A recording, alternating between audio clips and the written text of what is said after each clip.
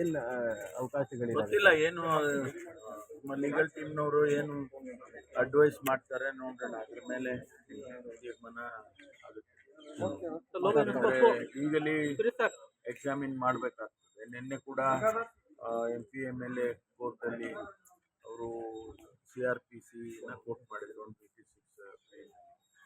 ಅದು ಈಗ ರಿಡಂಡೆಂಟ್ ಅದು ಎಫೆಕ್ಟ್ ಮಾಡೋಲ್ಲ. ಏನು BNSS ಈಗಾಗಲೇ ಎಫೆಕ್ಟಿವ್ ಕೊಟ್ಟಿದ್ದಾರೆ 1724 ಅದು ಎಫೆಕ್ಟಿವ್ ಬಂದಿದೆ. ಅದರ ಅಡಿಯಲ್ಲಿ ಕೊಡಬೇಕಾಗಿತ್ತು. ಅದು ಕೂಡ ಈಗ ಚರ್ಚೆ ಆಗ್ತಾ ಇದೆ. ಅದನ್ನು ನೋಡೋಣ, ಲೀಗಲ್ ಟೀಮು ಯಾವ ರೀತಿ ನಮಗೆ ಅಡ್ವೈಸ್ ಮಾಡ್ತಾರೆ, ಅದ್ರ ಮೇಲೆ ಚರ್ಚೆ ಮಾಡಿ ತೀರ್ಮಾನ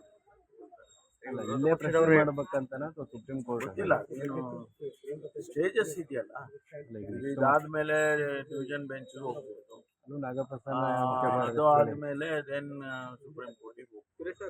ಈ ಥರ ಆಪ್ಷನ್ಸ್ಗಳಿದಾವೆ. ಅದನ್ನೆಲ್ಲ ಎಕ್ಸಾಮಿನ್ ಮಾಡಿ ಅಂತಿಮವಾಗಿ ಒಂದು ತೀರ್ಮಾನವನ್ನು ತಗೊಳ್ತಾರೆ.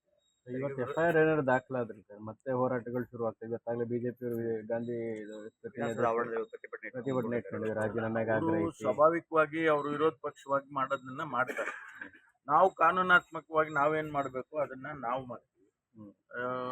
ಈಗ ಕಾನೂನು ಹೆಚ್ಚ ಅಥವಾ ಅವರ ಅಭಿಪ್ರಾಯಗಳು ಹೆಚ್ಚ?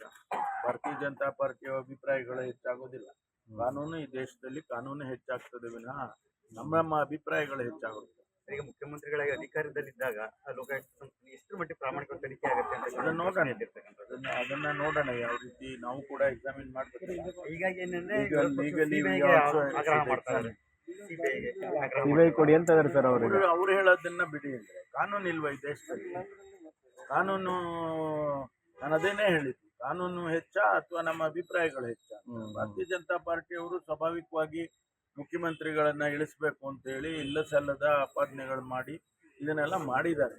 ಆದರೆ ಕಾನೂನು ಇದೆಯಲ್ಲ, ಕಾನೂನಿನ ಮುಂದೆ ನಾವು ಕಾನೂನಿಗೋಸ್ಕರನೇ ನಾವು ಹೋರಾಟ ಮಾಡ್ತಾರೆ. ಈಗ ಮೂಡಾದಲ್ಲಿ ಹಗರಣನೇ ಇಲ್ಲ ಅಂತ ತಾವು ಹೇಳ್ತಾ ಇದ್ರಿ, ಬಟ್ ಇದನ್ನ ಕೋರ್ಟಲ್ಲಿ ಕನ್ವಿನ್ಸ್ ಮಾಡಕ್ಕೆ ಯಾಕೆ ಸಾಧ್ಯ ಆಗಲಿಲ್ಲ? ನ್ಯಾಯಾಧೀಶರಿಗೆ ಕನ್ವಿನ್ಸ್ ಮಾಡ್ಲಿಕ್ಕೆ ಯಾಕೆ ಸಾಧ್ಯ ಆಗಲಿಲ್ಲ? ನಾನು ಈಗ ನಿನ್ನೆನೂ ಹೇಳಿದ್ದೇನೆ, ನಾನು ಈ ಜಡ್ಜ್ಮೆಂಟ್ ಬಗ್ಗೆ ನಾನು ಕಾಮೆಂಟ್ ಮಾಡೋದಿಲ್ಲ.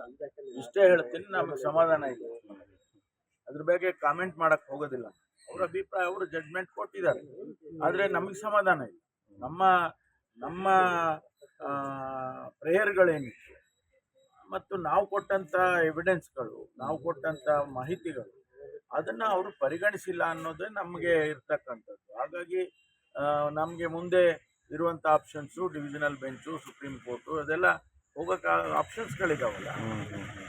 ಈಗ ರಾಜ್ಯಪಾಲರು ಕೇಳ್ತಾ ಇರುವಂಥ ವರದಿಗಳು, ಈ ವಿಚಾರದ ಬಗ್ಗೆ ಇವತ್ತು ಕ್ಯಾಬಿನೆಟ್ನಲ್ಲಿ ಚರ್ಚೆ ಆಗುತ್ತಾ? ಅದು ಎಲ್ಲಕ್ಕೂ ಉತ್ತರ ಕೊಡಬೇಕಾದ ಪರಿಸ್ಥಿತಿ ಏನಿದೆಯಾ ಸರ್ ಸರ್ಕಾರ? ಎಲ್ಲದಕ್ಕೂ ಉತ್ತರ ಕೊಡಬೇಕಾಗಿಲ್ಲ. Is a constitutional head. Chief minister and the government is the executive head. ನಾವು ಪ್ರತಿನಿತ್ಯ ಅವರಿಗೆ we are not answerable every day report ಕೊಡಬೇಕು ಅಂತ ಏನಿಲ್ಲ.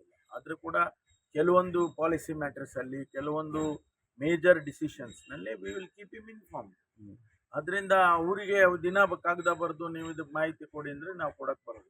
ಈ ಅರ್ಕಾವತಿ ದಿನ ನಿರ್ಣಯ ಆಗುತ್ತೆ ಸರ್ ಕ್ಯಾಬಿನೆಟ್ ಅಲ್ಲಿ, ಕೊಡಬೇಕಾ ಬೇಡವಾ ಅನ್ನೋದು. ಗ್ಯಾರಂಟಿ ನ್ಯೂಸ್, ಸುದ್ದಿ ಖಚಿತ, ನ್ಯಾಯ ನಿಶ್ಚಿತ.